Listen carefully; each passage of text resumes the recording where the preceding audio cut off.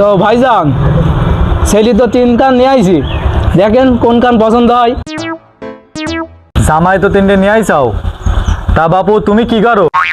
Uncle আমি তো একটা কোম্পানিতে চাকরি করি। ও, তুমি ওই সামান্য কোম্পানি চাকরি করো?